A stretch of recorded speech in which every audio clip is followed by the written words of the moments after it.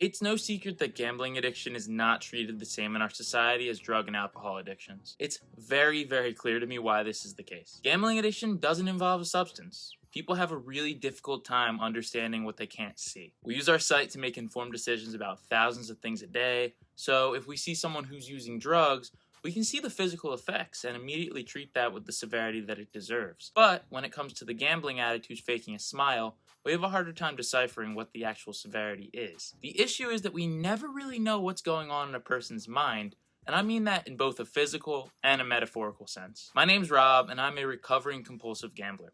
I made my last bet on November the 12th of 2022, and since then I've made it my personal mission to help anyone who watches my videos to recover from their addictions faster than I did. If you're struggling right now and you want to leave the chaos of your addiction in the past, smash that subscribe button to stay up to date on the content that I create here, as I'm sharing what's working for me in my recovery journey, in hopes that it'll work for you. So, if you just hit that button, then welcome to the community. Today, we have a thought-provoking topic that we'll be exploring in depth: the links between gambling addiction and drug or alcohol addictions. We'll delve into the similarities of how these addictions affect the brain, and why it's essential to treat them with equal seriousness. But before we dive into this connection between the addictions, we need to first understand what addictions even are. Addiction is a complex brain disorder characterized by compulsive behavior in spite of all the negative consequences that it brings along. It involves changes in the brain's reward system through a neurochemical transmitter called dopamine. This leads to a powerful urge to engage in a particular activity or consume a substance repeatedly with increasing severity as time goes on and tolerance is established. Recent research has shown that gambling addiction shares striking similarities with drug and alcohol addictions. Neurologically, all these addictions activate the brain's pleasure and reward center,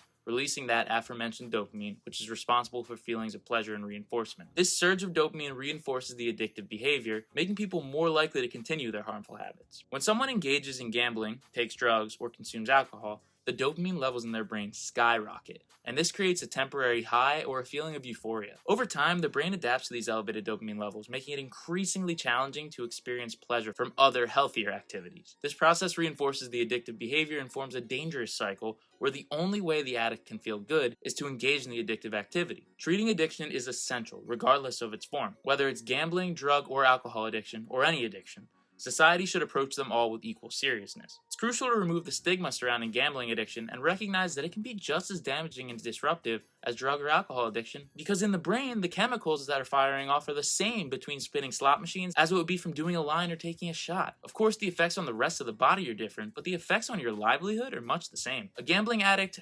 alcoholic, or drug addict will likely experience emotional pain, stress, financial strain, and many negative mental health issues as a result of their obsession with staying in action or staying high. To effectively address addiction, a comprehensive approach is absolutely needed. This approach might involve counseling, support groups, cognitive behavioral therapy, and in some cases, even medication. By adopting integrated treatment approaches, we can provide better support and care for those who are struggling with all these different types of addictions. But I believe that a support group is absolutely necessary to recover from a gambling addiction, and it's something that I describe in detail in this video that I'm linking above, so you should check that out after this video is done. Education is a powerful tool in combating addiction, and is one of the main reasons why I even make these videos in the first place. By raising awareness about the dangers of gambling, drugs, and alcohol, we can help prevent addiction from even happening. Of course, telling someone not to do something may make them want to do it more, as I've learned the hard way. And causing fear by listing out all the negative consequences can make you seem holier than thou. But we have to try, or nothing is going to get better. Understanding addiction as a neurological condition can also reduce the judgment and shame that's associated with seeking help, and break some of these long-lasting stigmas that are around, leading people to push off getting help for too long. There are also risk factors out there that make some individuals more susceptible to developing these addictions. Genetic predisposition, early exposure to addictive substances or behaviors, such as young people gambling underage, and underlying mental health issues can all contribute to the development of addiction. Remember, the younger you are, the more likely it is you'll get addicted to gambling if you try it. Understanding these risk factors can help to identify and address the problem earlier on, and inform policy updates to make better decisions for our youth. The general feeling in society right now is that gambling addiction either isn't real or isn't to the same severity as other addictions. I see this every day reflected in the comments that I get on my social media posts. Here's a few examples. It's not yours. No can